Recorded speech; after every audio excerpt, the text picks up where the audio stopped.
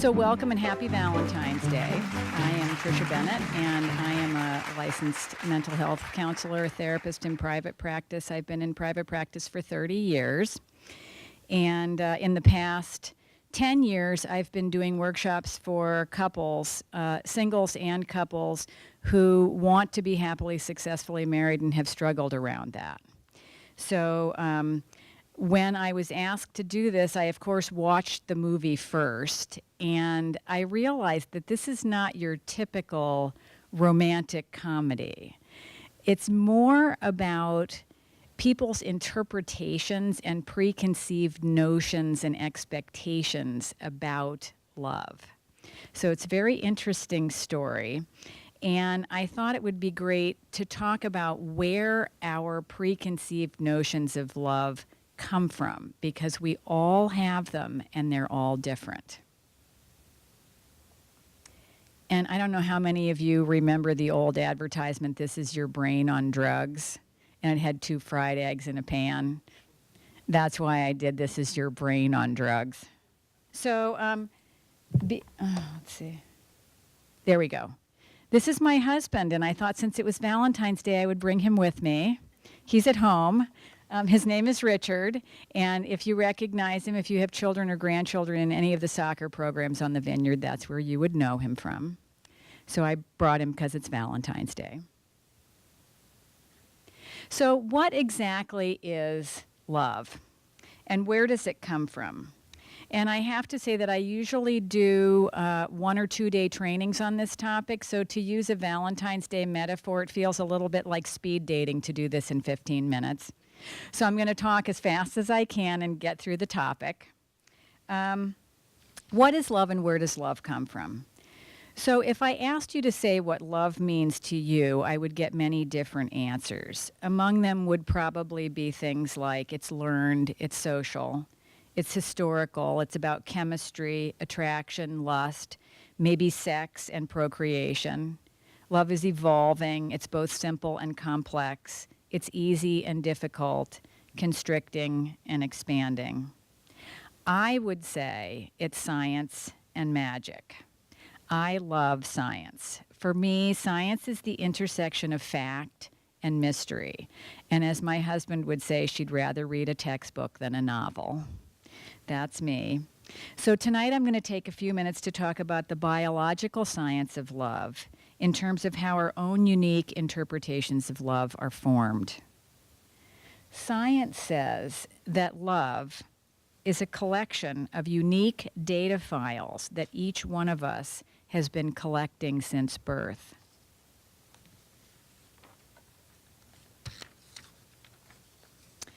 So our bodies are amazing data-collecting, meaning-making machines. Our hearts beat, our temperature regulates. We see, hear, taste, smell, touch, and move about in the world. Our brains operating in unison like a high-tech national security system, taking snapshots of every experience in our life with 2 main functions or alert systems. One designed to seek pleasure, and the other designed to avoid pain. From the minute we're born, the data gathering begins, forming intricate systems that we will use to inform us for the rest of our lives. We learn to identify the people, places, and things in life that will bring us pleasure and comfort, and we also learn to identify those things that are likely to cause us discomfort or pain. Sometimes both pleasure and pain come in the same package, and these things are logged as well and categorized by severity. For example, tasting food that's too hot but delicious, the work that's involved in an athletic achievement, or a scary or abusive interaction with a familiar adult. All of this data is stored like files in our hard drive, a complex and detailed filing system, each file containing a highly sophisticated map, or what I like to call blueprints, for how things are in your world. These files become our templates for living. So to give you an example for a minute, of your own files in your hard drive, I'd like to take a minute to do a little meditation with you. And if you want to, you can close your eyes. If you don't want to, you can just look at the screen. So take a minute right now and think about your favorite holiday. Or if you're not a holiday person, what is your favorite vacation spot? So imagine this place. Where does the holiday or vacation take place? What time of year does it happen? Where do you celebrate? Are the same people there each year? Who's there? What are the smells and flavors and colors associated with the holiday? How does the day nurture you? And what are the feelings that you're left with at the end of the day? So when you're ready, you can open your eyes.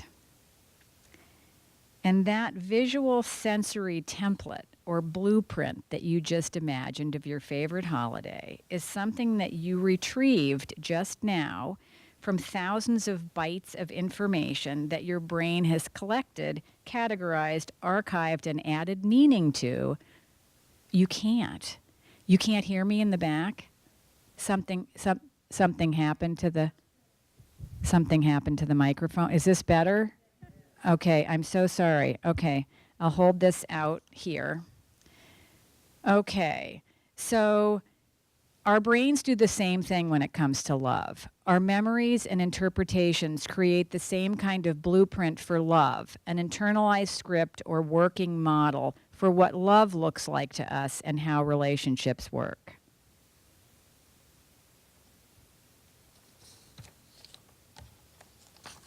So here's how it works with love. From the time we're born, we start collecting data on our caregivers. Your mother, your father, your aunt, a grandmother or grandfather, a teacher or a coach, a nanny or a caregiver. Your favorite heartthrobs, movie actors, superheroes, and idols. The data is collected in intricate sensory detail, the visual, auditory, tactile, and olfactory. The way those people moved, their facial expressions and gestures, the way they spoke, the cadence of their voice, their habits and quirks and routines. All of these things are logged, cataloged, and categorized, blended together to create a visual image or template of what love looks like uniquely to you. At the same time that we're categorizing a visual and visceral template, we're also gathering our experiences, and we've created an experiential template complete with our own unique stories, interpretations, and expectations of what love is going to feel like when we find it. So whenever a potential partner comes our way, our brains take out our blueprint, and like a fine-tuned digital scanner, we superimpose our blueprint over the potential partner to see if it's a fit.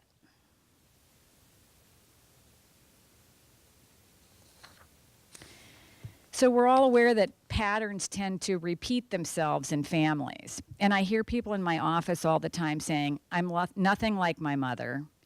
I'm never going to do blank like my parents did. I spent my whole adult life trying to get away from my parents, and then I married my father. I'm recreating my childhood. I can't figure out how it happened, and I can't seem to stop it.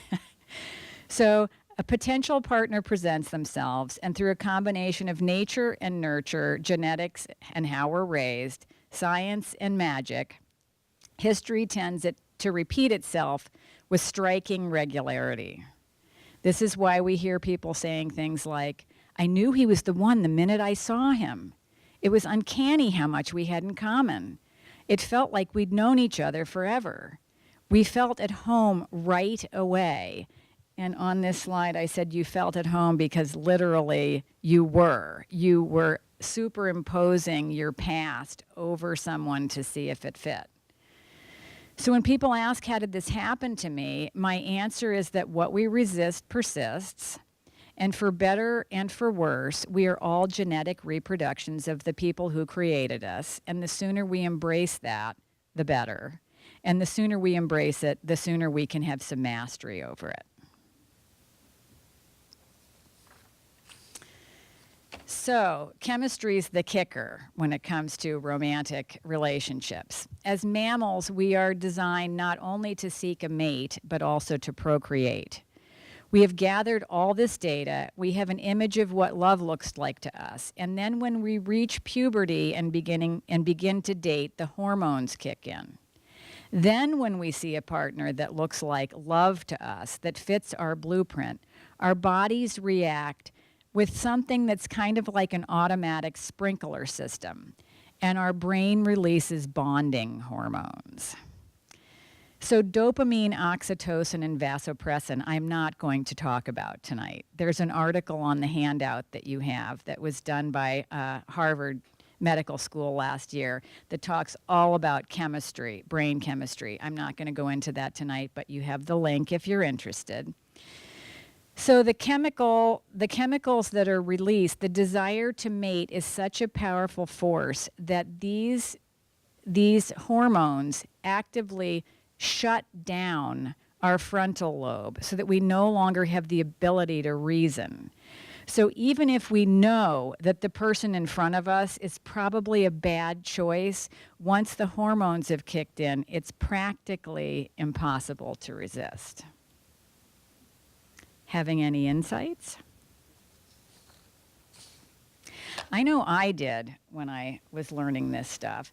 So I thought I would share my blueprint with you.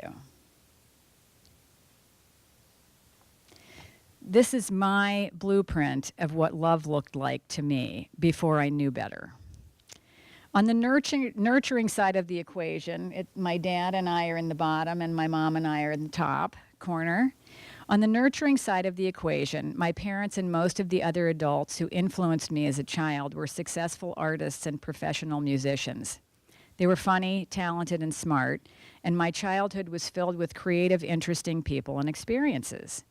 On the less than nurturing side, they were also afflicted with all of the self-destructive behaviors that are typical of what we call the artistic temperament, that so many books and articles describe as living on the edge of genius and insanity. Needless to say, until I understood how I was hardwired, my blueprint, I dated one crazy, brilliant, self-destructive artist after another. That only made sense, right? That's what my data collection system told me love looked like. I'm happy to say that I did the work that was necessary to change that. I kept the crazy and the brilliant and replaced the self-destructive with happy, healthy, and fun. So there's good news in here, and that is that no matter what your blueprint is, as human beings, when we're aware of what's going on and we've determined that we can see things that may be blocking us, we're able to actually select out the things in our relationships and in our lives that work from the things that we don't want to recreate. I have a clinical supervisor who always says that awareness is 80% of being there. And he says until we know something, we have no power to change it. But once we know it, we've actually 80% solved it. The remaining 20% is just remembering that we had the awareness and being willing to do something about it. So on your handout, I guess what I'll say is in order to really continue to look at your love blueprint, there are lots of ways that you can do that. You can talk about it with your partners and friends. If you have things that haven't been working in your relationships, you can get support. You can read and learn about your blueprint. And my favorite book addressing our blueprint from the self-help bookshelf is on your handout. It's by a man named Harville Hendrix, and it's called Getting the Love That You Want. And it's all about looking at all the data that we've collected in our life and what we've made it mean and how we superimpose our expectations onto our partners. And it's really a fascinating way to get to know yourself and your partner and sort of pull apart some of the things that work and don't work in your relationships. So if you have healthy, loving, thriving relationships, please explore your blueprint too. Figure out the gifts that you got and where you got them from so that you can share them with other people.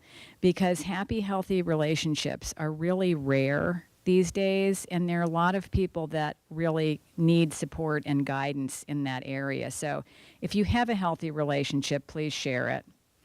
And let's see, there's your handout. So what's on your handout is the book by Harville Hendrix, which I always recommend to my clients, and I say it's really nice read aloud in bed material, because it really gets you to know your partner better and just lots of fun conversations. The Dorothy shoes that say surrender, your brain has the answer. And when I am working with clients in my office around breaking unhealthy patterns in their lives and in relationships, I like to refer to Dorothy's lessons from The Wizard of Oz. To surrender, Dorothy, there's no place like home. You had all the answers all along. You never had to look any further than your own backyard. So you don't have to look any further than your hard drive for the information that you need to have happy, healthy relationships. And the last thing I want to mention is that one of the things that I do in my spare time is my spare ha-ha time, as I call it, is I have a podcast because I've been working with people for 10 years, and I've worked with so many people who say, I honestly don't know anyone who's happily married. As I was collecting people who were happily, successfully married over the past 20 years, I asked them if I could interview them about their marriages and how they knew how to pick the right partner, and whether they came from generations of healthy families or whether they had worked to break their blueprints apart and create something different. And the podcast has been up for about 4 years now, and we have about 250,000 listeners in 50 countries around the world.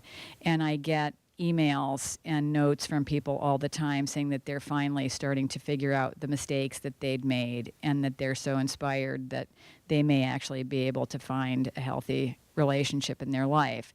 So the reason I added it to your handout is that if you have a love story that you think is unique and interesting, and you'd be willing to share it for the benefit of others, I would love to hear it, and I'd love to share it. So I'm not gonna stay for the film tonight because I watched it already in order to prepare for this. It's a great film. You're gonna love it. If you have any questions or anything, my number and my email are on your handout. And if you'd like to share your love story, please let me know. Thank you. Enjoy the film.